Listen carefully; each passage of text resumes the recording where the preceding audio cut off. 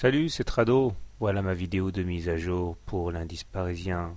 Bien triste journée aujourd'hui, puisque alors que nous avions commencé la journée sous les meilleurs auspices, regardez en zoomant, c'est-à-dire au-delà de la fourchette d'Andrews marron, finalement les moyennes mobiles ont dicté leur loi.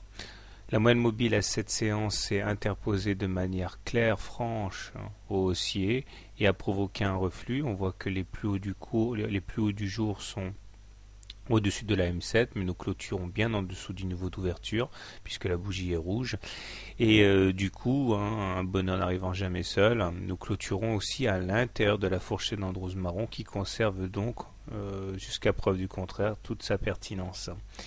La M20 adopte maintenant une pente qui devient vraiment menaçante, c'est-à-dire qu'on est en train de bâtir une tendance avec une M20 décroissante, la tendance devient baissière.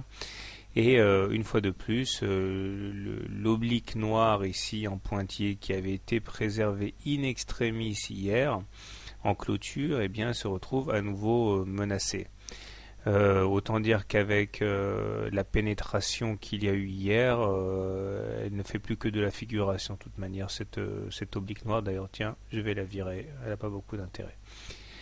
Et puis, autre mauvaise nouvelle, nous avions ici une divergence baissière, une divergence haussière par contre, c'est-à-dire on n'avait pas fait de plus bas sur l'indicateur alors qu'on avait fait un plus bas hier par rapport au plus bas du 23 février et malheureusement cette divergence baissière haussière est également annulée puisqu'on a inscrit un nouveau bas à très peu de choses près et a priori rien ne s'oppose à une continuation saine, j'ai envie de dire, de la baisse.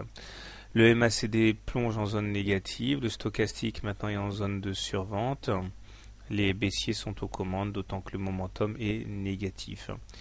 Je ne voudrais pas trop me répéter, mais je vous rappelle que l'objectif du mouvement en cours, d'après la fourchette d'Andrews bleu, ce serait d'aller chercher la médiane, et ce processus est toujours valable, et il le sera tant qu'on n'aura pas cassé par le haut la fourchette d'Andrews bleu. Bon. Pas grand chose à ajouter. N'oublions quand même pas, même si c'est prématuré d'en parler le mercredi, que la tendance hebdomadaire reste haussière puisque nous sommes au-dessus d'une M20 haussière, pour mémoire, et que théoriquement, chaque attaque baissière en journalier est une occasion de rentrer à bon compte haussier en hebdomadaire, donc ça faut pas oublier. D'ailleurs, petite dédicace spéciale à ceux qui me laissent des messages, notamment Buffy dans les commentaires.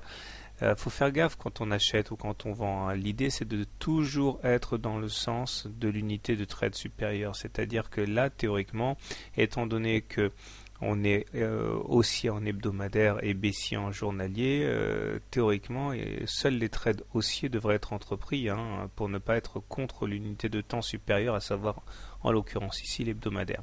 Voilà. Alors si vous êtes haussier sur le CAC, vous pouvez éventuellement acheter au contact des 3965.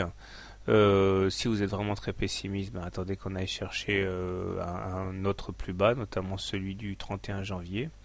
Pour acheter.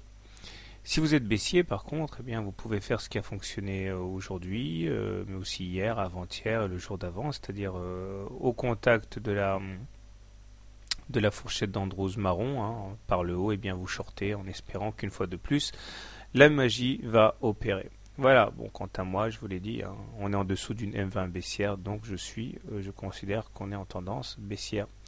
Bonne soirée, bon trade, et à demain.